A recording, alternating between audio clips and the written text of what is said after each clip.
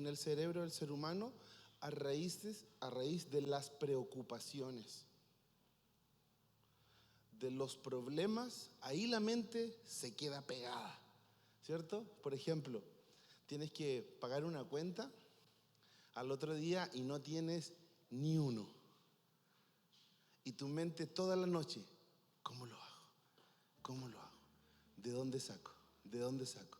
¿Cómo lo soluciono? Son pocas las personas que dicen, ya, filo, me duermo y y desaparecen y hasta el otro día lo solucionan. No son muchas, de 10, 8. ¿Quiénes están? De 10, 2. ¿Ya? Iba a preguntar quiénes son del grupo de los 2. Por otro lado, cuando está un hijo enfermo, por ejemplo, una preocupación de un hijo enfermo, la mente ahí, el virus, ¿cierto? Cada 6 horas el remedio, cada 6 horas el remedio, cada 6 horas el remedio, y la mente ahí, te vas a trabajar y tu cabeza, mi hijo está enfermo, mi hijo está enfermo, mi hijo está enfermo, y la mente está ahí, clavada. Pero cuando se trata de poder poner nuestra mente en las cosas de Dios, nos cuesta mucho. Ay, es que me acuerdo de aquí, me acuerdo de allá, de la casa, de lo que pasó, de esto, que la palabra, uy sí, y me voy allá, que la imagen del video que vi en redes sociales, que la canción que escuché cuando venía en la micro, en la radio, en el auto, y la mente así como, cuesta una enormidad, pero es porque no la ejercitamos. Por lo tanto, Josué tenía este ejercicio, él se levantaba y los guerreros hacían algo, y es que usaban escudos, y sus escudos estaban compuestos por 3 materiales: madera, bronce y cuero.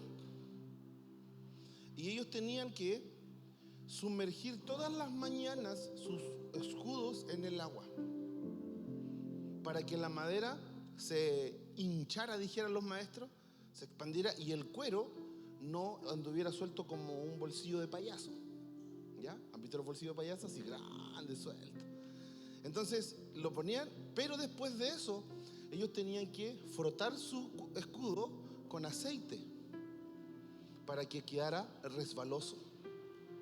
Eso hacía que los dardos del enemigo no se incendiaran, porque ese escudo, ¿verdad?, estaba preparado para resistir los dardos del enemigo. Pero en ese periodo era un periodo de meditación para ellos. Y ellos meditaban en el Dios que los había llevado a la guerra y los había traído de vuelta a casa. Y recordaban las victorias que Dios les había dado. Y en eso fortalecían su fe. ¿Se da cuenta? Por eso es que David escribe esto también, porque David también era un guerrero. Y él escribe y dice: alma mía, alaba a Jehová, y no te olvides de ninguno de tus mandamientos.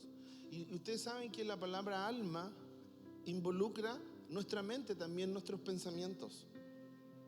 Es decir, la pregunta es: ¿cómo puedo hacer para que mi mente esté fija en Jesús? No lo podemos hacer si no es a través de la palabra, de la misma escritura, de la Biblia. Así que vamos a tomarnos unos minutos para hacer un ejercicio juntos, y no vamos a permitir que nadie ni nada nos distraiga. Vamos a tomar nuestra Biblia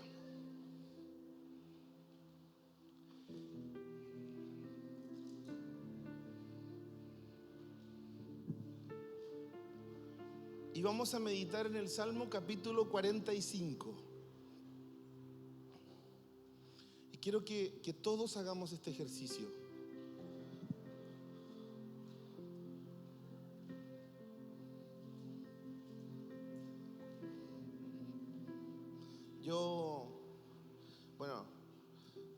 Estábamos yendo con más regularidad al gimnasio, y me daba cuenta siempre de que las personas que iban al gimnasio siempre decían algo, no todos, pero algunos decían: no, es que ese ejercicio yo no lo necesito. Y el coach o el entrenador al que le están pagando, de hecho algunos, les dice, ya, vamos a trabajar esto. No, es que esto yo no lo necesito. Y a mí me llamaba la atención porque en el fondo es como si tú le pagas a un coach para que él te oriente, te direccione. Y cuando él te da una dirección, tú le dices, yo no lo necesito. Me parece que es como un acto como medio de soberbia, ¿no? Y a veces cuando nosotros tenemos estas dinámicas espirituales, yo les voy a abrir mi corazón a mí y de repente me molesta mucho cuando estamos todos orando y ministrándonos uno a otro y hay gente en medio nuestro que anda cazando pajaritos. Digo, entonces no entiende la dinámica en la que estamos como iglesia. ¿Te das cuenta? Y nos distraemos. Entonces hoy día vamos a concentrarnos en la palabra del Señor. Y mientras Sofía toca, simplemente toca, usted va a tener un tiempo de meditar en la palabra del Señor. Y entre medio de la meditación usted puede ir orando. Si usted va leyendo un texto, un versículo, y el versículo va hablando a su corazón, usted puede orar también y darle gracias al Señor por lo que está leyendo y por cómo esa palabra está transformando, está hablando el Señor a su vida. ¿Le parece? A partir de ahora, tomémonos unos minutitos y después de eso ya vamos a entrar en la clase. Hagamos este ejercicio juntos en el nombre del Señor. Déjeme orar nada más para introducirnos y después usted se va por un tubo.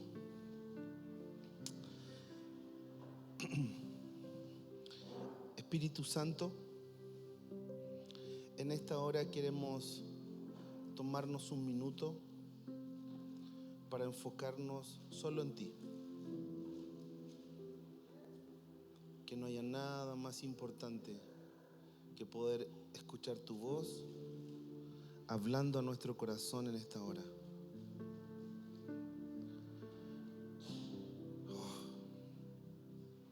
Llévate el cansancio, la preocupación, las ansiedades, Señor, el ajetreo del día, el verano. Permite que nuestros ojos, Señor, se fijen en ti por un tiempo. Y enséñame a meditar en tu palabra. Vuelve mi mente fuerte y mis pensamientos poderosos en Cristo Jesús. Como iglesia, ahora en este minuto, no nos distraemos de nada ni con nada. Uy, que tu Espíritu Santo en medio de este silencio ministre los corazones. Te adoramos, Señor.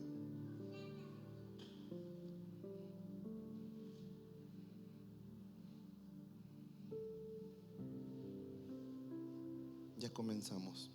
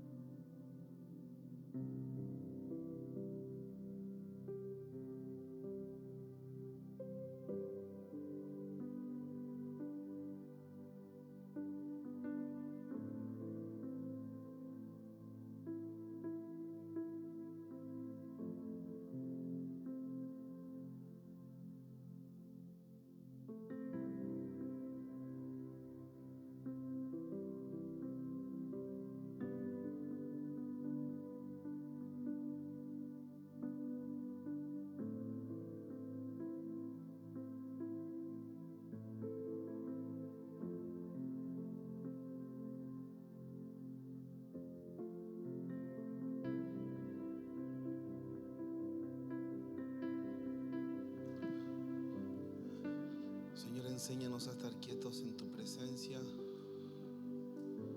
Enséñanos que queremos aprender a poner nuestros ojos en Jesús, a permitir al Espíritu Santo que nos enseñe a contemplar tu belleza para poder enamorarnos de ti cada día, Señor. Que estos pequeños ejercicios, Señor, que realizamos acá puedan también en nuestros hogares tener un lugar, tener un espacio, y pueda ahí tu presencia y tu Espíritu Santo, Señor, seguir edificando nuestras vidas. Pero aquí en comunidad, Padre, que el espíritu de la comunidad pueda crecer y pueda verse fortalecido. Que nuestra comunión como hermanos crezca en Cristo y que nuestra fe se afirme cada día más en la roca que es Jesús. La gloria te la damos a ti, Señor, y la alabanza es tuya para siempre. Todos los pueblos te alaban, Señor, te bendicen y exaltan tu nombre. Digno eres tú de recibir toda gloria. Gracias, Señor. Amén y amén. Amén. Que el Señor les bendiga. Yo les invito a que ustedes puedan en casa tomar estos minutos. Yo sé que a veces los que pasamos por periodos de crianzas, cuando están más pequeñitos cuesta, porque ellos son niños y les cuesta estar en silencio. Pero a nosotros, cuando ya se duermen en la noche, podemos tener esos tiempitos para poder también encontrarnos con el Señor. Ok, hoy día vamos a ver, creo que sería la cuarta, quinta, sexta clase de lo que es nuestra escuela de adoración. Y esta escuela de adoración tiene como objetivo principal poder alinear nuestros corazones, ¿ya? Alinear nuestros corazones para que nuestro servicio al Señor sea hecho, desarrollado en un mismo lenguaje. A mí me parece extraordinario, maravilloso, hermoso y todos los adjetivos calificativos que pueda tener, que cada uno de ustedes tenga su comunión personal con Dios, pero desde el momento en que ingresamos a las dinámicas de la iglesia o de la corporación, el grupo de familia, esa dinámica individual no es suficiente, ¿ya? No es suficiente. Se requiere que tengamos un mismo lenguaje como hermanos en Cristo a la hora de servir, ¿ya? Es necesario. No basta con decir, no, yo tengo mi comunión con Dios, así que yo vivo mi santidad con el Señor, yo tengo mis tiempos a solas con el Señor, así que a mí déjenme barriendo solito, aquí nomás y solito, yo me las voy a arreglar, porque yo de esta manera voy a adorar al Señor. Total, yo ya tuve un devocional en mi casa. Hermano, eso es de la vieja escuela. Eso es de antaño. Y no es lo que queremos, ni es lo que buscamos, ¿ya? ¿Qué es lo que estamos buscando? Desarrollar una mentalidad corporativa, ¿ya? Y la palabra corporativa viene de corpus, de cuerpo, de la organización de órganos, ¿verdad? De miembros que se ponen a disposición de una fuerza que los moviliza para producir un propósito, un efecto, un resultado, lo que uno quiera. No somos ¿cómo es la palabra? Somos un organismo, no somos una organización, ¿cierto? En la organización hay solo elementos inertes que si se pueden y se echan a perder, yo los tomo, los cambio y los reemplazo por otro y seguimos andando. Por ejemplo, los que llegaron en vehículo acá vienen en una organización. Su vehículo es el resultado de la organización de 4 ruedas, de eje, motor, caja de cambio, luces y todo. Si se echó a perder la caja de cambio, ¿qué hago con la caja de cambio? Saco la que está mala, pongo la que está nueva y el auto sigue andando. el Señor no nos invitó a desarrollar una mentalidad de organización nada más, sino que nos invita y nos lleva a tener mentalidad corporativa, de cuerpo. Y para que el cuerpo sea, se logre discernir y se logre ver, porque siempre yo me acuerdo cuando estaba en clases en donde nos trataban de enseñar un poco esto, y decía que todos somos un órgano distinto del cuerpo. Pero yo pensaba, decía, pero en la Iglesia Universal de Jesucristo hay millones.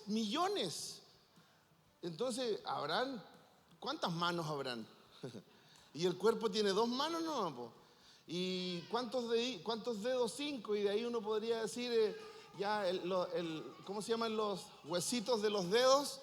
Los huesitos de los dedos pueden ser varios, pero no son suficientes para que los millones de cristianos en el universo puedan ser una falange, un falangeta, no sé, ¿verdad? Me genera esos cuestionamientos. Entonces, Dios nos permite desarrollar o ver, ¿ya? Y en la palabra siempre estuvo, solo que no lo vimos, no lo vieron y lo estamos viendo hoy día, que la mejor manera de poder definir el cuerpo de Cristo es a través de la familia de Dios. ¿Ya? Entonces, cuando hablamos de cuerpo, hablamos de familia. Y no existe la familia sin que inicialmente haya un pacto. No hay familia si no hay un pacto. No importa que tenga hijos. Si no hay un pacto delante de Dios, no hay familia. Los hijos vienen posterior al pacto. Por eso es que en las consejerías familiares nosotros llevamos a las señoritas, a los jóvenes, a que lleguen al matrimonio en un estado de virginidad, para que dentro del matrimonio los hijos nazcan. Ay, pastores, que yo... Pasado. Ya no se juzgue por lo que pasó en el pasado, sino que estamos hoy día entendiendo una dinámica distinta para nosotros hoy. Entonces, el diseño es ese, ¿ya? La familia se origina en un pacto. Y ese pacto familiar, que es del cual nosotros estamos hablando hoy día, es un pacto que creó Dios, que diseñó Dios, ¿ya? Es un pacto que diseñó Dios.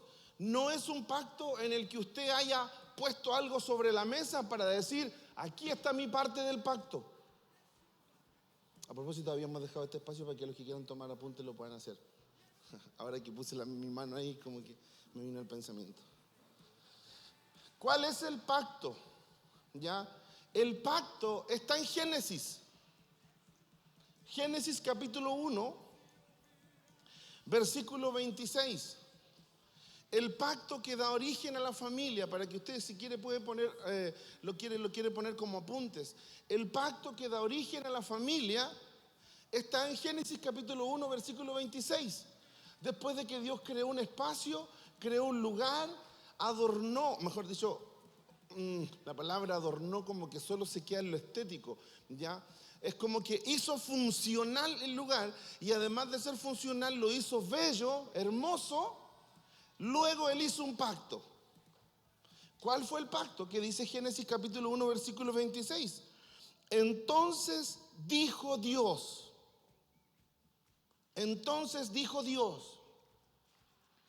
Y me llama particularmente la atención porque cuando Dios crea las estrellas, ordena el agua, el día y la noche, lo hace en singular.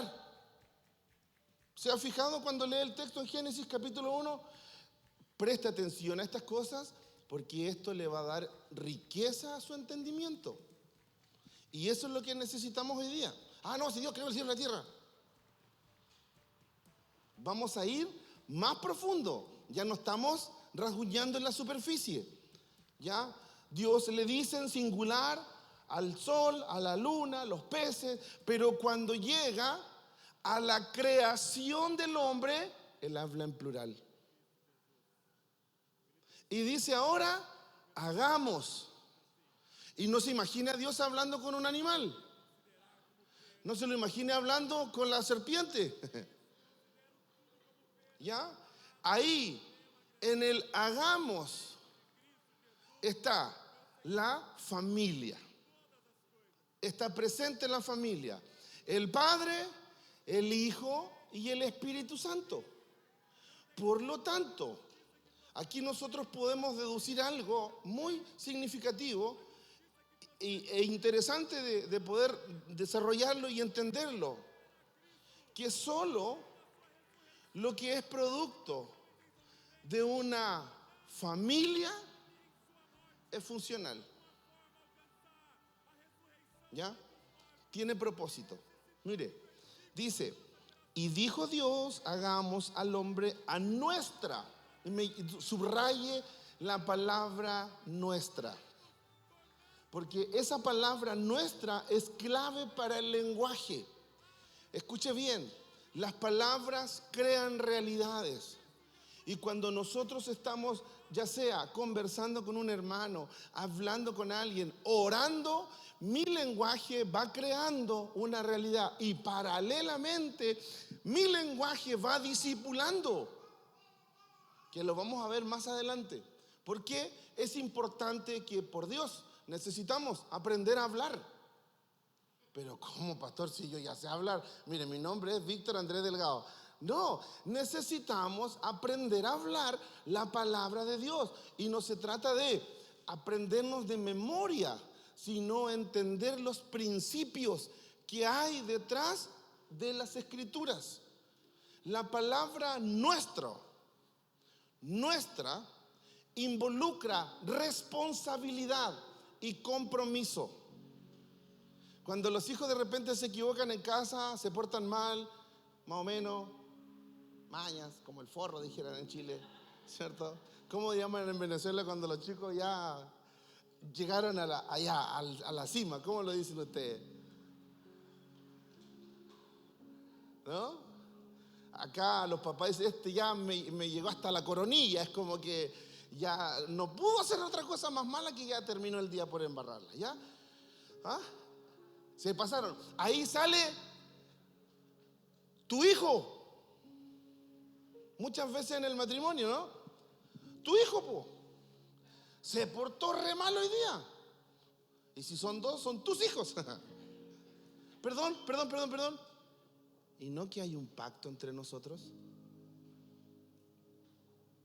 Entonces, en ese pacto, la palabra tú, singular, no aplica. Es nuestro hijo. Y cuando tú solamente por el hecho de usar la palabra nuestro hijo, si se portó mal es porque tienes parte de responsabilidad también. Porque es fácil ponerse en singular. Porque el que se pone en singular se pone en una silla, esto es tremendo, se pone en una silla de juez. ¿Usted ha visto a jueces sentados juntos cuando uno va a un estrado? Al menos yo, los que me ha tocado, no sé si en alguna magistratura, cuando ya las cosas son como más grandes, creo que hay 3 o 4 y ahí votan ellos. Pero en un juicio normal de la pataleta de un niño, no vamos a tener 5 jueces, tenemos uno nomás. Y ahí cuando yo me pongo en singular, yo me siento en esa silla. Y esa silla no le pertenece a ninguno de nosotros, le pertenece a Jesús. Él es el juez justo. ¿Te das cuenta? Él es el juez justo. Así que ahora, cuando yo quiero traer este principio de la familia, de Dios y esta palabra nuestra a la aplicación, cuando un hermano cae en pecado, tenemos un problema. No es, pastor tiene un cachito, pastor tiene un drama. No, amigo, tienes, al igual que yo, un problema. Y cuando tú dices, tenemos un problema, te pone automáticamente en la posición de decir, soy también responsable de este problema. ¿Se da cuenta?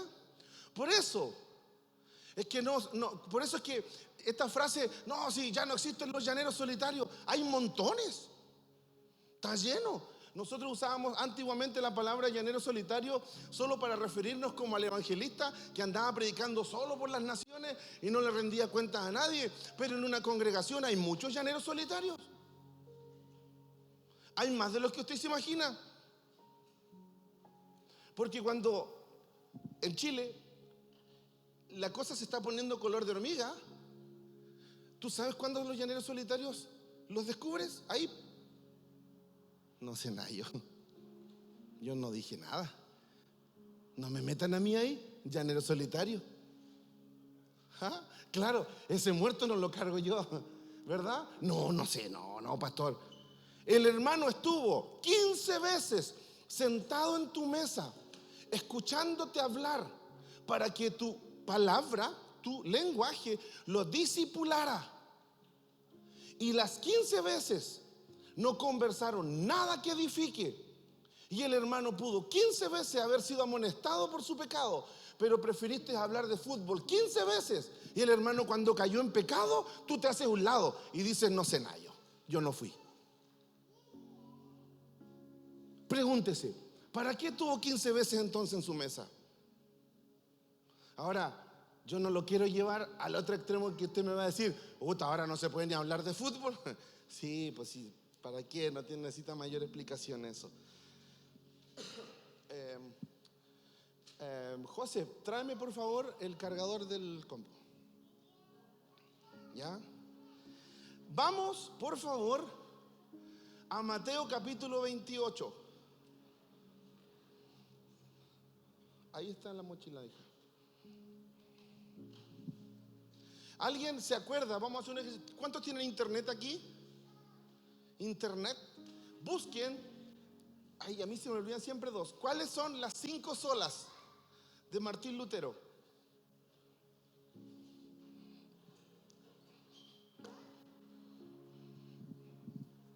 Solo Jesús, no, solo gracia, solo Cristo, solo escritura. ¿Ah? ¿Son 5? ¿Sí? ¿Cuál era? ¿Buscaron? Solo escritura, solo la fe, solo gracia, solo Cristo, solo a Dios la gloria. Ya. Conversemos un poquito. Hablemos de esto.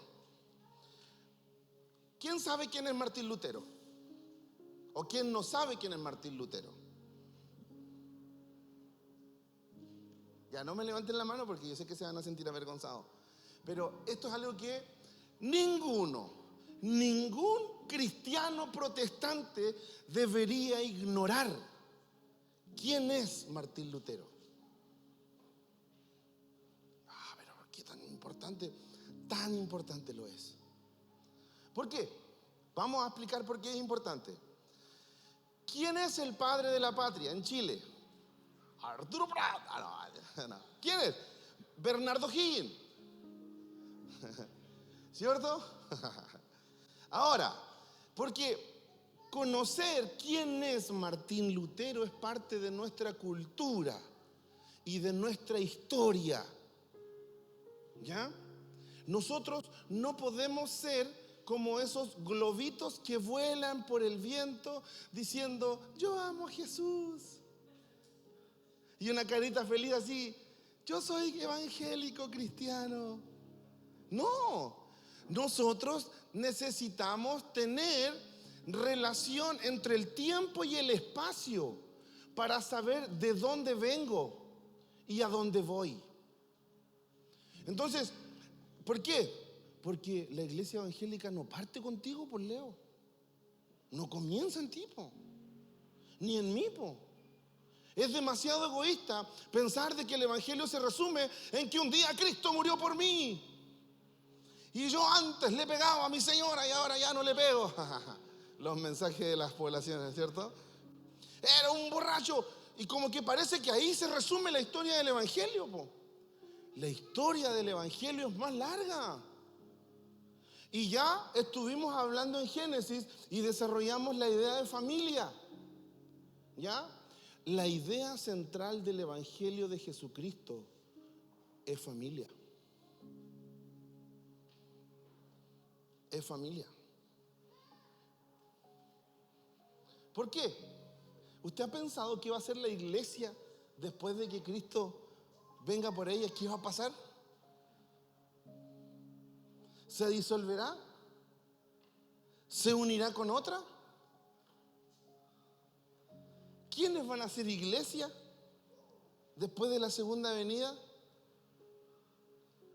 Preguntas que son importantes de pronto hacernos para poder ir como pensando y desarrollando pensamiento crítico también. Pero estamos aquí, Martín Lutero, la iglesia de Jesucristo, ¿dónde nace? En Hechos, ¿cierto? De los Apóstoles, capítulo 2, aposento alto.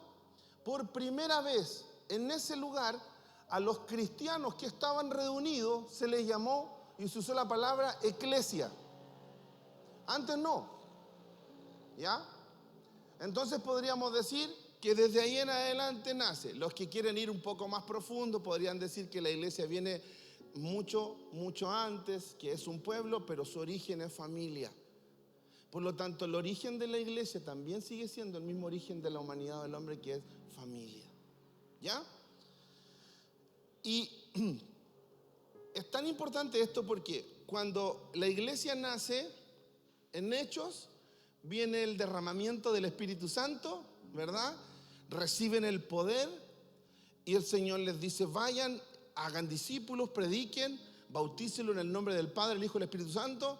Y se fueron Judea, Samaria, hasta lo último de la tierra. Y así que empezaron a pasar los años. Luego vino, ¿cierto?, lo que conocemos como la destrucción de Jerusalén. Después vemos cómo los apóstoles comienzan a ser perseguidos. Y después avanzan los años, avanzan 100 años, avanzan 200 años, avanzan 300 años. Y en esos 300 años pasa algo importante. Un emperador romano llamado Constantino, ¿verdad?, tomó a la iglesia y la introdujo en medio de todo su sistema religioso romano. ¿Y a eso qué le llamó? Catolicismo. Porque Roma hacía algo. Roma conquistaba territorios, cobraba impuestos, masari, divisa, ¿ya? Cobraba impuestos, pero les permitía a cada pueblo seguir adorando a su propio Dios. Y cuando Roma conquista el territorio judío, ok, no hay problema. Entonces, el catolicismo es, por definición, la palabra significa universal. Y ahí el cristianismo, que es la religión cristiana que desprende de Cristo y que es la que identifica a la iglesia, se introduce en medio de otras culturas religiosas y comienza a pervertirse. Y Roma establece su propio sistema de culto, su propio sistema de autoridad, su propia liturgia. Y ahí vienen los monjes, vienen los curas, viene todo esto que usted conoce. Entonces, claro, viene el Papa, la iglesia católica toma una preponderancia tremenda. Ya no es solo un tema político, también es un tema, o sea, no solo un tema religioso, sino que también es un tema político. Los papas tenían más autoridad que los emperadores y que los reyes. Ponían ellos, sacaban reyes cuando querían y los ponían. Tenían tanto poder, ¿ya?, que es más, los nuevos cristianos empezaron a hacerse cristianos porque la iglesia católica tenía el gobierno y el control y terminaba beneficiando a las personas. Entonces el cristianismo finalmente fue perdiendo su origen, perdiendo su esencia de familia. Se fue perdiendo. Y la reforma protestante, que es de Dios, viene casi 1000 años más adelante. ¿Cuándo vemos a la reforma protestante? Aproximadamente, ¿entre qué año? 1500 por ahí. Aparece, hermano, ustedes vienen de ahí, po. Nosotros venimos de ahí, por eso es importante manejar esto. Así como un dato, hay una película que es muy buena para los que les cuesta un poco retener toda esta información y les cuesta tomar apunte. Véanla, pero véanla con un cuaderno y tomen apunte. Porque no pueden saber quién fue Martín Lutero, quién fue Zwinglio, ¿verdad? Y quiénes fueron los primeros predicadores protestantes que comenzaron a reevangelizar. Entonces, Vean la película, les va a servir. Ya es un dato anexo. Se llama, creo que La Reforma. Reforma. Esa película creo que la recomendábamos en Historia de la Iglesia en IFM cuando se daba. ¿Ya? Y la Reforma Protestante presentó a Martín Lutero cuando se le revela el texto de Joel donde dice que el justo vivirá por la fe, no por indulgencias que Roma había estado estableciendo, no por estas cosas como que los tributos que se pagaban para sacar a un familiar del purgatorio y llevarlo a un lugar de descanso, y nada de este sistema económico que Roma había hecho, ¿verdad? Y podía entonces enriquecerse. Un día estaba leyendo y se le reveló, se iluminó. El Espíritu Santo iluminó la mente de este hombre, el corazón de este hombre, cuando él lee que el justo, está leyendo el profeta de Joel y dice que el justo vivirá por la fe, y se le cae la teja y dice, ¿qué es todo esto? Y él comienza a traducir la Biblia, después hay una historia, ¿verdad? La cosa es que presenta unas tesis ahí en la puerta de la Iglesia Católica y finalmente comienza a ser perseguido, y ahí nace con él la Iglesia Protestante. Así, resumido, pero muy, muy resumido, ¿ya? Y de esa reforma, las 5 solas son como la obra maestra de Martín Lutero. Solo gracia, solo fe, solo escritura, ¿qué más dijeron? Solo Cristo y solo a Dios la gloria. Pero se nos quedó algo perdido en el camino. La familia se perdió. Porque de ahí aprendimos a ser buenos protestantes, pero malos familiares en Cristo. ¿Ya? Entonces, ¿qué es lo que pasa? Cuando la palabra del Señor dice en el libro de los Hechos que el cielo está aguardando y reteniendo la venida de Cristo hasta la restauración de todas las cosas, usted no se imagine que los hielos del Polo Norte se van a restaurar. No se refiere a la destrucción que el hombre ha hecho. Eso es algo que Dios va a hacer en su segunda venida, ¿ya? Cuando promete el cielo nuevo y la tierra nueva. Por lo tanto, la restauración de todas las cosas tiene que ver con la restauración de la esencia de la iglesia de Jesucristo. Y es la esencia una familia. ¿Ya? Ahora, ¿quiénes tenían esto grabado pero con cincel caliente en su corazón? Los apóstoles. Porque ellos fueron los primeros que recibieron el mensaje de Jesucristo.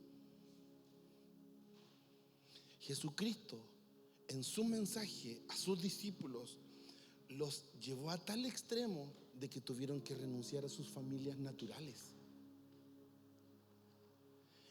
Y tuvieron que aprender a dormir juntos.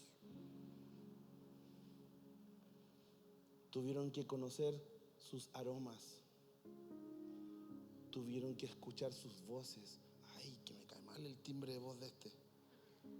¿No les pasa a ustedes de repente que hay timbres de voces de personas que les caen mal? ¿Ah? Tuvieron que relacionarse por 3 años, siendo pequeños, pero con un corazón formable, y tuvieron que aprender a ser familia. Y en todo el mensaje del reino, Jesucristo a sus discípulos siempre los llevó al Padre, al Padre, al Padre. Ustedes son sus hijos. El que me ha visto a mí, ha visto al Padre. El que me ha visto a mí, ha visto al Padre. ¿Te das cuenta? Es más, Él dice, yo voy a preparar moradas para que donde yo estoy, ustedes también estén. Eso habla de habitación, de que Él quiere morar. Tú no moras con un extranjero, tú no moras con un visitante. Por lindo que te caiga o por muy bien que te caiga Rodrigo Wenrey, tú no vas a vivir con él aunque sea tu mejor alcalde o lo que sea, quien sea, da lo mismo, ¿ya? No, lo vas a tener de visita, pero Él está hablando de habitar, y tú cuando hablas de habitar, hablas de hogar. Por lo tanto, estamos relacionándonos con familia. El apóstol Pablo habla esto también. Y él dice que somos ahora parte de la familia de Dios. La iglesia es como el nombre administrativo de esta organización, de este grupo de personas. Pero la esencia es familia. ¿Ya? Es más, Mateo capítulo 28. Vamos ahora.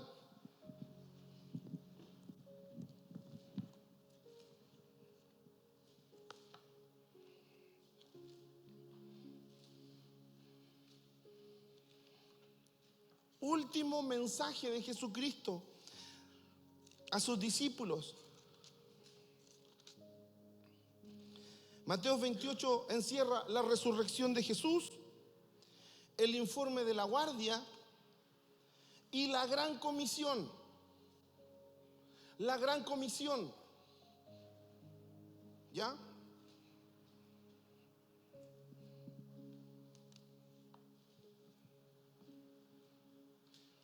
¿Cuántos están de acuerdo conmigo que Jesús siempre lleva las cosas al límite? Que le encanta hacernos caminar en la cuerda floja para depender exclusivamente de Él, ¿no? Yo veo a Jesucristo llevando en este texto a sus discípulos al límite. El contexto de este pasaje es que Jesucristo ya resucitó, ya le predicó a los muertos, había descendido, ¿verdad? Le había dicho a sus discípulos: espérenme en este monte, allá en Galilea. Galilea sale, ¿cierto? ¿Sí? Espérenme ahí. Yo voy a hacer un trámite. Abrió las cárceles, predicó el evangelio del reino. Vino después donde sus discípulos, o sea, fue al Padre, después vino donde sus discípulos y les dice esto: chicos, toda autoridad, otro texto dice, toda potestad me es dada en el cielo y en la tierra. Es que, ¿sabe qué? Esto es glorioso porque cuando Cristo, ¿se acuerda que Jesucristo sale de la tumba y María creo que lo va a tocar? Y él le dice: no, mujer, no me toques. Aún dice: no voy a ¿dónde? No voy al Padre. O sea, cuando Cristo va al cielo, al Padre, va en victoria. Y los ángeles que lo vieron descender como el cordero que se iba a inmolar, ven ahora a Jesucristo, al hombre perfecto, llegando al cielo y llevándole gloria, honra y honor al Padre. Y a raíz de la obediencia de Jesucristo, el Padre desata un poder. Por eso Él dice: pero entonces tú te puedes pregúntese, pero entonces Él no tenía todo el poder y toda la autoridad. ¿Por qué solo le dice eso a sus discípulos cuando Él volvió? Jesucristo tenía todo el poder del cielo, y aunque nunca Satanás iba a ser mejor, ni más grande, ni más poderoso que Jesús, Satanás tenía una potestad también aquí en la tierra y una autoridad. Pues Cristo se la arrebató y completó. Y cuando Él va al Padre, el Padre autoriza a Jesucristo. Filipenses lo profetizó, o sea, Pablo lo describe cuando dice que Él tuvo, y a Él se le dio un nombre que es sobre todo nombre. Entonces Él luego, cuando bajan de sus discípulos, le dice: ahora sí, esta misión es distinta a la misión de los 70 y de los anteriores. Porque en los anteriores, ¿a qué los envió Él? Sanen enfermos, liberen endemoniados, prediquen Isaías capítulo 61, el año agradable. Pero hasta ahí. Wow. Todavía no había autoridad para lo siguiente.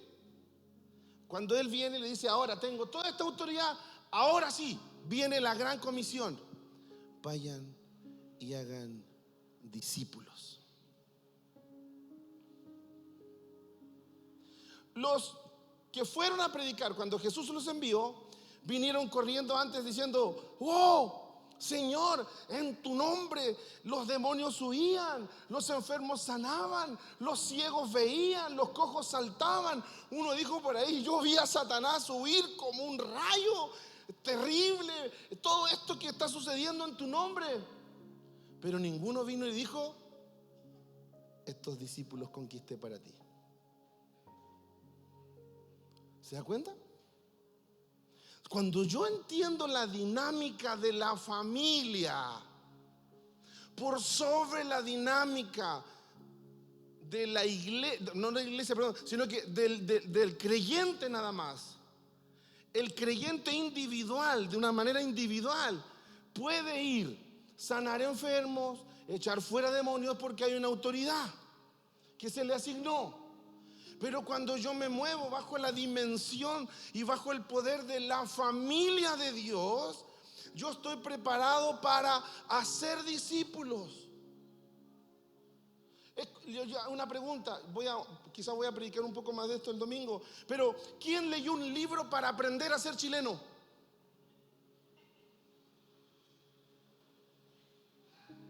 ¿Quién lee un libro? Sea un buen venezolano, de tomo y lomo. No, es más, ustedes están, perdón que los tome como ejemplo, pero cae justo como anillo al dedo. Ustedes están criando sus hijos lejos de su país, pero sus hijos son venezolanos por donde los mires. Puede que ahí les guste algo de los chilenos, pero ellos se sienten venezolanos porque ellos, como padres, tienen la potestad, la autoridad para formar cultura. ¿Puede atender a alguien, al caballero afuera?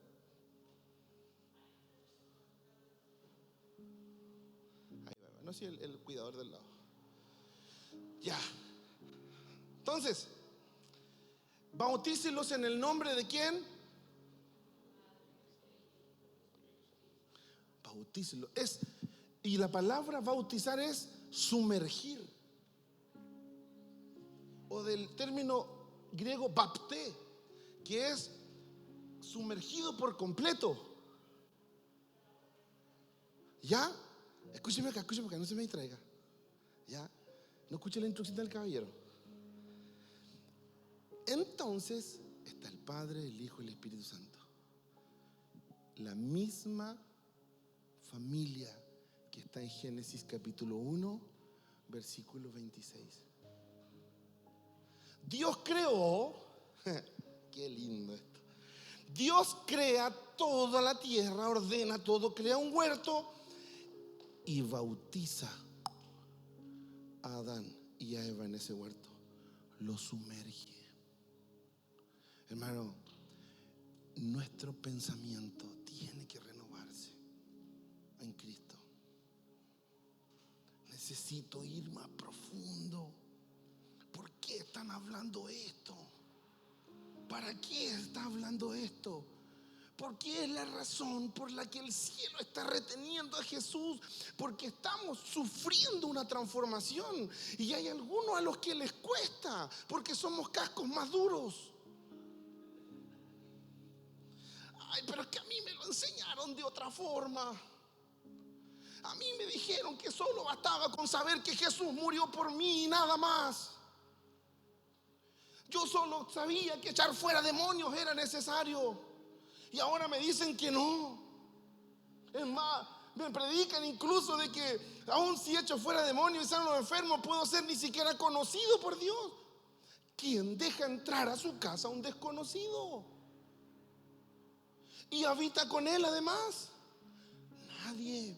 Por eso es que la parábola en Mateo, cuando habla de Jesucristo diciéndole: apartados de mí, yo no los conozco. Él solo se relaciona con su familia.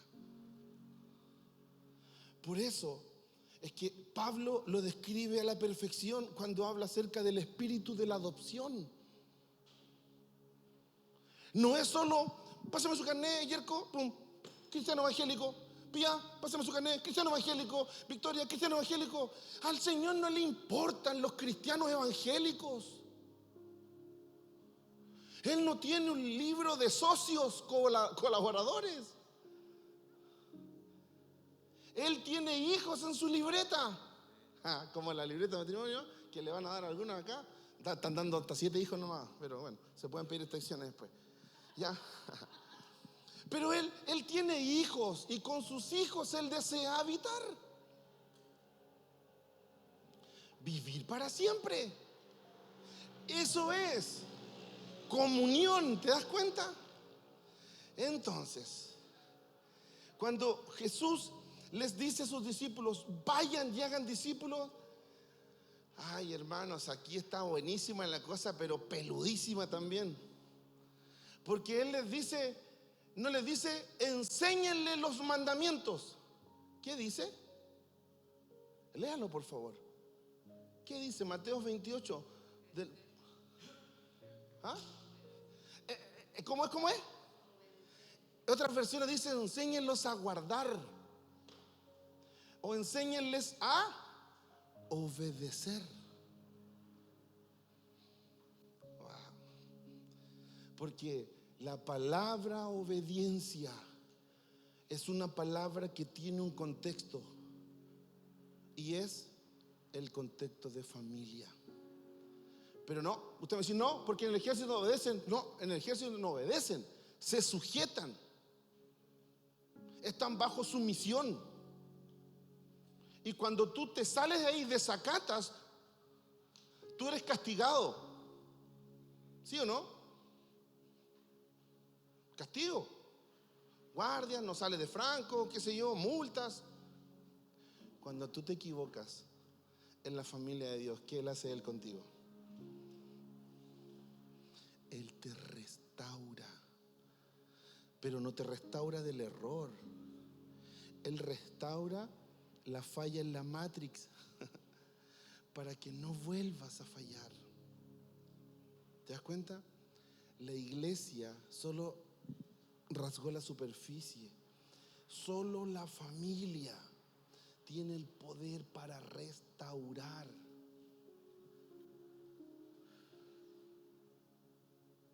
Porque en el vínculo hay un vínculo de familia que es amor. Y Pablo lo describe en Primera de Corintios. ¿Cómo es el amor? Dígame acaso, si en la familia no se sufre. Cuando describe todo lo que es amor, ¿qué es amor? El amor es, o mejor dice, ¿cómo es el amor?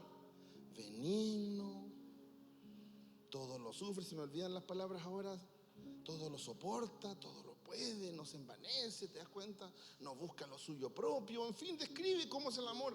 Eso es lo que nos pasa a nosotros cuando nos relacionamos.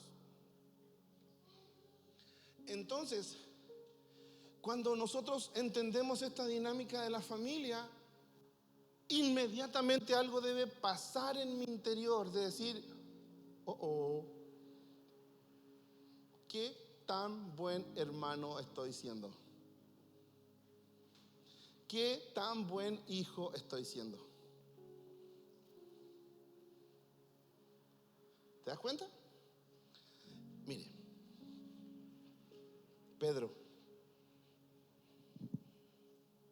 Primera de Pedro, capítulo 1, versículo 22. Anótelo, yo lo leo. Y habiendo purificado nuestras almas por la obediencia a la verdad. ¿Cómo se purifican las almas? Por obediencia. ¿Qué fue lo que Dios le pidió al hombre en el huerto del Edén? Obediencia. ¿Te das cuenta? ¿Qué fue lo que hizo Cristo cuando descendió del cielo para venir a morir por los pecadores? Fue obediente. ¿Se da cuenta? ¿Qué fue lo que hicieron los discípulos cuando Jesús les dijo, después de este tiempo vayan y espérenme en ese monte allá en Galilea? Obedecieron. La palabra obediencia es el vínculo que nos une como hermanos en Cristo. ¿Obedientes a qué? ¿Al pastor? Obediente al que está a tu lado. Chota, que se puso bueno esto porque pero es que yo tengo que obedecerle a alguien que está sobre mí nomás, po. Jerárquico. En las familias no hay órdenes jerárquicos. Que haya alguien que se crea que tenga toda la autoridad es otra cosa. Por eso Jesús vino y rompió ese diseño y dijo: yo soy cabeza. Y se acabó. Hay uno nada más que es cabeza en la familia, y Él es Cristo. Todos los demás nos sujetamos. Luego Dios asignó roles, responsabilidades, y sobre esos roles y responsabilidades Él va a demandar sobre nosotros, que es distinto. Pero la responsabilidad no otorga jerarquía. Ese fue el otro. Aquí nosotros vemos solo gracia, solo Cristo, solo Jesús, solo Escritura, solo fe, pero no solo familia. Si hubiéramos aprendido a ser mejores hermanos, probablemente la iglesia cristiana evangélica tendría menos divisiones que las que ha tenido hasta ahora. Y habría más gente dentro de nuestras congregaciones, porque hubiéramos puesto, a lo menos por 500 años, énfasis en cómo relacionarnos.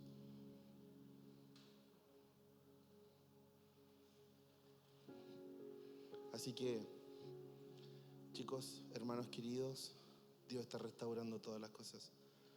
Habiendo purificado vuestras almas por la obediencia a la verdad, mediante el Espíritu, para el amor fraternal. Escuche bien esto, por favor, porque la purificación de vuestras almas es para que fluya un amor fraternal. Ve que dice, no dice por el amor fraternal, sino que dice para el amor fraternal. Cuando yo leo bien el texto, entiendo que hay una idea que está condicionando a la otra. Que no puedo desarrollar un amor fraternal no fingido sin que Él haya purificado mi alma por medio de la obediencia. Por eso yo le dije al principio que el que estableció el pacto es Él, porque Él fue el que pagó el precio completo para que nosotros pudiésemos amarnos. Oh, esto es poderoso. Nosotros estábamos bajo una maldición, y la maldición bajo la cual estábamos era la maldición de Caín. Como hermanos estábamos todos bajo la maldición de Caín, que es el hermano que se levanta contra su hermano, el hermano que se rebela contra el otro, el hermano que levanta envidia en su corazón, que llena de resentimiento su alma, el hermano que mira con desprecio la ofrenda del otro. Por eso es que Pablo, cuando entiende esto, él les dice: hombres, ninguno de ustedes puede tener un mayor concepto de sí que el que debe tener. Piense de sí con cordura, y mejor aún les digo, piense que es inferior a todos los demás. ¿Qué cuesta eso? Cuando hemos aprendido a sumar ya 2 más 2, 3 más 3, y no sabemos las tablas de multiplicar, hablando en la fe cristiana y en el ambiente, ¿qué cuesta sujetarnos al que recién está llegando y no entiende nada de Biblia? Qué difícil es sujetarnos en amor al que no tiene los mismos grados teológicos que yo. Por eso concluimos en esto, que la reforma protestante nos dejó cojito en esta área. Y gracias a Dios por todo lo que se reveló, por todo lo que de salvación heredamos, pero estamos ahora aprendiendo a ser familia.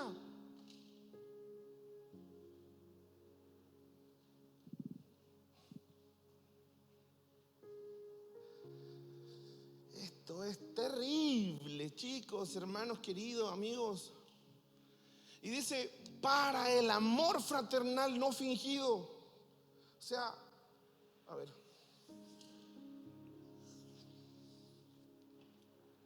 yo puedo amar a Dagoberto solo gracias a que Jesucristo nos redimió a ambos. O en este caso, como yo estoy hablando de mí, me redimió, perdonó mis pecados, lavó mis pecados con su sangre, purificó mi alma. Y solo gracias a eso ahora yo puedo amarlo con un amor fraternal no fingido. Porque si eso no hubiera pasado, yo me levanto contra él. Eso es lo que pasa en el mundo. Vean los ambientes laborales. ¿Cómo funcionan los ambientes laborales? Nos reímos y pensamos y andamos ahí el que anda con un serrucho debajo del brazo, queriendo tu puesto, queriendo tu sueldo, queriendo todo. Mire, piense por favor cómo el Señor les habla. ¿Por qué los 10 mandamientos hablan efectivamente en los últimos 5 de no matarás, no robarás, no vas a codiciar nada de tu prójimo? Porque lo estaban haciendo. Es la naturaleza del corazón del hombre. Por eso es que cuando Él establece este pacto de la redención, no es solo salvación. Salvación es la puerta de entrada a una gran casa, una gran mansión, por tratar de describirlo de una manera. Pero ahí dentro de esa casa hay una cultura. Y la cultura es familia. Y el vínculo es hermandad. Después de varios años de tratar de luchar con algunos pensamientos, sin dejar de decir que los amigos son importantísimos en la vida, creo que hay un vínculo del cual Dios me va a hacer responsable. Y es de qué tan buen hermano fui por sobre cuántos amigos tuve en la vida.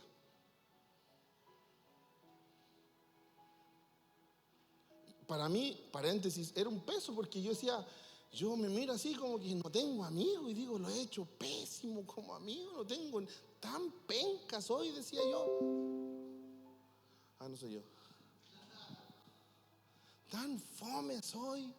Y yo me encontraba el descuevo. Y no tengo amigos.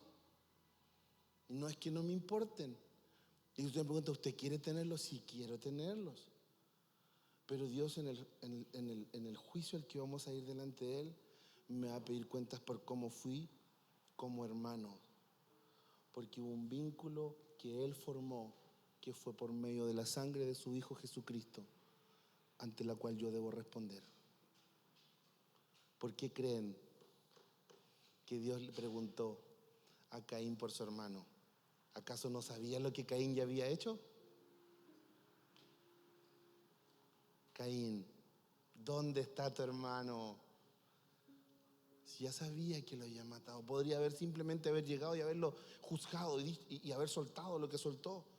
No, Caín tuvo que pronunciarlo para que la responsabilidad viniera.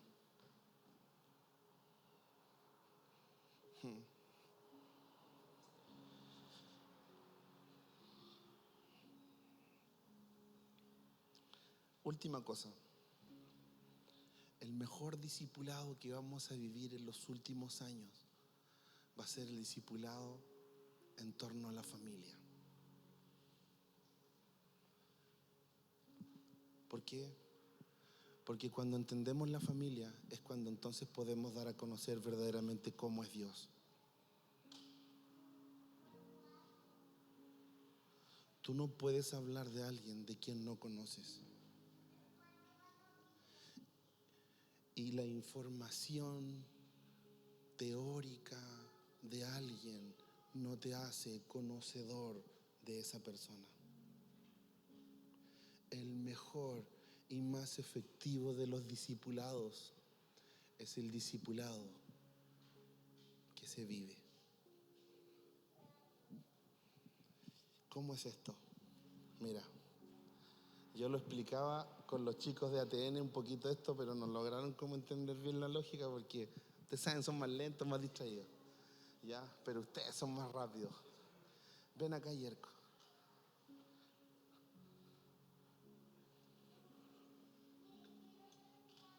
Ven. Este discipulado es el discipulado que Jesús está buscando en este tiempo. Supongamos que yo ya soy parte de la familia. Ahora necesito introducir a Yerko a la familia de Dios. Y necesito con urgencia que él conozca a Dios, que él no me conozca a mí. ¿Ya? Que él conozca a Dios. Entonces yo voy a hablar con Yerko y vamos a caminar tomados de la mano, un acto simbólico. Y yo le voy hablando a Yerko. Dios es un Dios de amor, Yerko. Y Dios, como un Dios de amor, Él espera de nosotros que actuemos con amor. ¿Ya? La Biblia dice, Yerko. ¿Ah? La Septuaginta, Yerko. ¿Ya? John MacArthur. ¿Ah? El comentario bíblico dice esto, ¿cierto? Y yo voy enseñándole acerca del amor y del perdón. Y hay que perdonar, ¿cierto? Y yo voy pasando y va caminando conmigo. ¿Puedes correr la silla, por favor? Y yo le voy hablando a Yerko de esto. Siéntate nomás, chichito, siéntate. ¿Ya? Y le voy hablando del amor y del perdón. Y la Biblia dice que debemos perdonar a nuestros hermanos. ¿Pero cuánto? Me dice él. 70 veces 7, pues, Yerko, todos los días. Tú, hazme una zancadilla. Y yo voy pasando, ¿cierto? Y él me hace una zancadilla. Y yo como que me caigo. Y yo puedo levantarme en ira contra él. ¿Y qué te crees? Y Yerko al lado. Y puedo decirle, tranquilo, no te preocupes. No fue tu intención, te perdono. Sigamos hablando del perdón. ¿Qué cree que le queda grabado en la cabeza y en el corazón a ese hombre? ¿Se da cuenta? Ese es el discipulado. Vamos para allá. Ese es el discipulado que hizo Jesucristo con esos pequeños. Y sí se sentó a ratos en la sinagoga, pero con ellos comía, con ellos caminaba, con ellos iba al otro lado del lago, se subía a un barco, gracias Quito, con ellos pasaba tiempo. El discipulado es la estrategia para sumergir a los nuevos a la familia de Dios.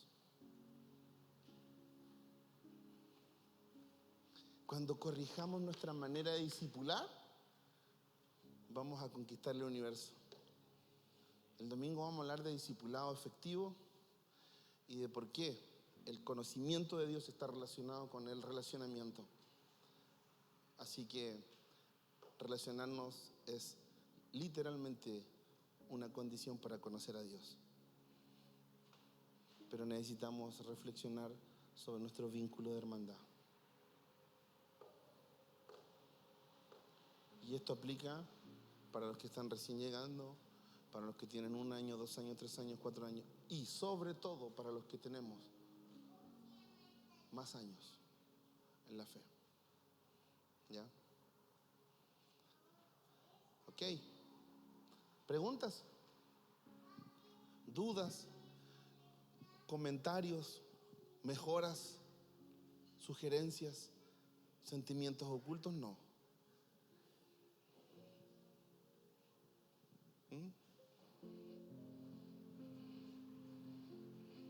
¿Ninguna pregunta? ¿Ningún alcance? ¿Alguna duda? ¿Algo que le cruce? ¿Algún comentario? Nada. Espérame, pues te voy a pasar el micrófono porque el ambiente... Ya. Mientras usted estaba hablando, pensaba mucho en cómo la imagen de papá se ha distorsionado en la sociedad. Y siento que esa distorsión por parte igual del feminismo, de todo lo que ha pasado, del machismo, distorsiona tan fuerte la imagen de padre y de familia, que eso también hace como una barrera de que uno pueda relacionarse con los hermanos, tanto con los hermanos o con la gente en realidad. Entonces pensaba en eso, que Satanás, eso es lo que busca, dañar la imagen paternal para que nosotros nos cueste aún más relacionarnos con Cristo y también con la iglesia. Solo deben saber que esto es intencional de parte de las tinieblas, que no hay un efecto de algo que fue casualidad. Satanás conoce el diseño y va a usar todo lo que esté al alcance de su mano para distorsionar el diseño y para confundir los pensamientos. Y es claro, los que alguna vez han tenido como acceso a compartir con los niñitos del Sename. Nosotros estuvimos trabajando hace años atrás con un hogar en Yanquihue y puros niñitos que habían sido causa de abandono estaban en un hogar de menores, en un hogar de niñas en ese caso. El relacionamiento entre ellas es terrible. Solo les queda una posibilidad y es que ellas obedecen por autoridad a solo una persona, que es como la figura que está en el lugar, que es la tía o no sé cómo se les llamará, pero la monitora, y a nadie más. Y cuando ellas se desarrollan en otros círculos, tienen conflicto en relacionamiento con los demás. Porque lo que dice Macarena es tan cierto. Cuando se desvirtúa la imagen de padre, también en el hijo se daña algo que se llama obediencia. Por eso es que nosotros los padres de familia necesitamos estar puestos con la autoridad de Dios en nuestros hogares para que nuestras generaciones respondan a la obediencia natural y espiritual también. ¿Ya? ¿Algún otro comentario, alcance, algo que estaba pensando mientras hablábamos? ¿No? Si es así, póngase de pie, por favor. Vamos a orar al Señor.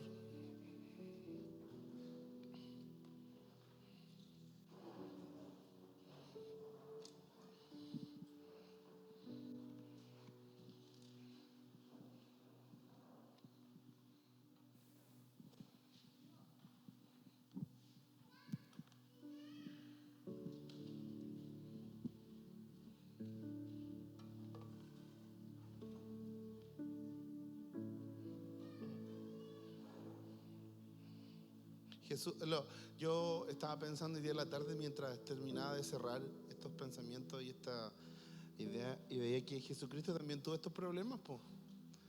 Ve que habían algunos que le dijeron: esos asientitos adelante, déjalos para nosotros, pues Jesús. Y Jesús les dice que no le pertenece a él, po. Y es más, de ahí mismo saca una lección automáticamente y les dice por qué es mejor no sentarse adelante.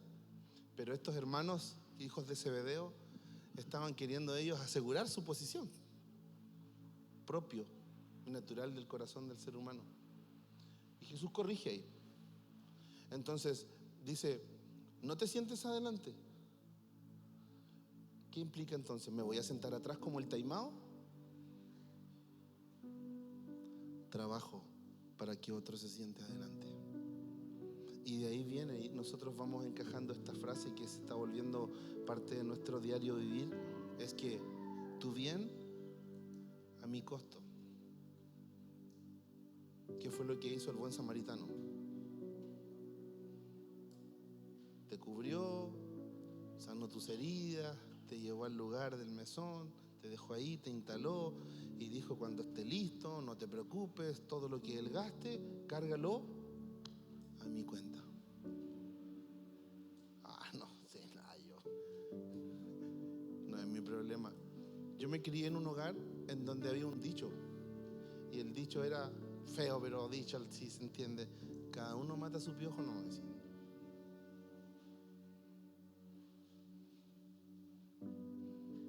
Te las arregláis solito nomás. No, pues no es así. No es así. Entonces, cuando uno llega a la familia de Dios con esta mentalidad, y escuche bien esto, y son súper buenos para ayudar a otros, pero súper malos para recibir ayuda, también está dañada la matriz.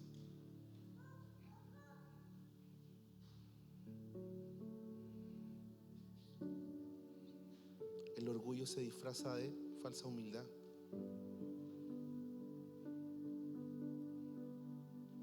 Y el orgullo es el resultado de la rebelión del hombre contra Dios. Y es el deterioro de la figura de Dios como Padre.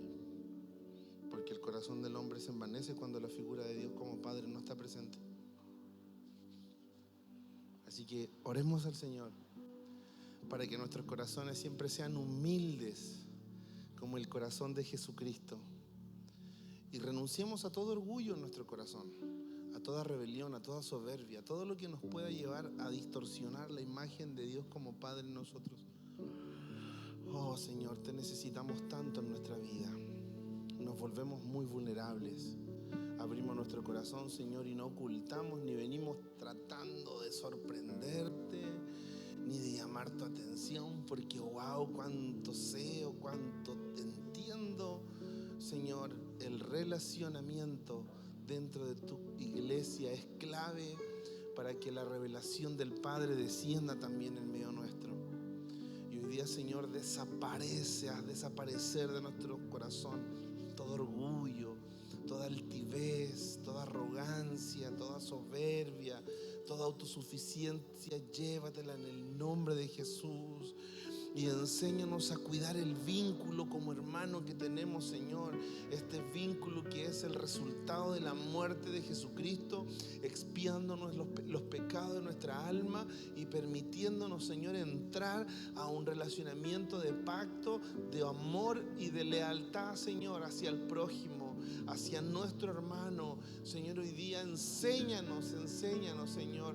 Vuelve nuestros corazones enseñables para que podamos, Señor, entender cómo tú quieres que nos desarrollemos y que crezcamos juntos en comunidad en este espacio. Y aquí, en esta congregación, Señor, en esta congregación, Señor, desarrolla y llévanos a la madurez del relacionamiento, Señor. Y permítenos, Señor, volvernos hombres y mujeres sensibles, empáticos, solidarios, generosos, amables, fraternales, con amores genuinos, no fingidos, Señor. Padre, enséñanos por medio de tu Espíritu Santo. Saca los moldes de la religiosidad. Llévate, Señor, entonces en el nombre de Jesús, toda estructura religiosa obsoleta que no permite que nuestro espíritu, Señor, pueda conectar más profundamente con el tuyo. Señor, hoy día llévate de nuestra mente toda atadura, que caiga, que se rompa, que se quiebre todo yugo, Señor, de tradicionalismo, y permítenos discernir la familia de Dios, tu familia, y entender cuál es nuestra posición en este lugar, Señor, y colaborar entonces con este plan que tú tienes para las naciones de la tierra. Bendito sea el nombre tuyo, Señor. Hoy día eres padre de familia para nosotros, Señor, padre de familia para nosotros. Por eso tu palabra dice que tú eres como un esposo para la viuda, como un padre para el huérfano, Señor. Hoy día, en el nombre de Jesús, abre nuestros ojos y nuestro entendimiento para entender esta revelación, Señor, y permite que nuestro corazón esté ahí, amando lo que tú estás amando ahora, Señor. En el nombre de Jesús, en el nombre de Jesús.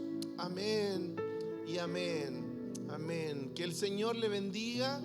Nos vemos en 2 días más. El domingo a las 10:30 de la mañana nos juntamos a tomar café en este lugar y a las 11 comienza nuestra experiencia. Amén.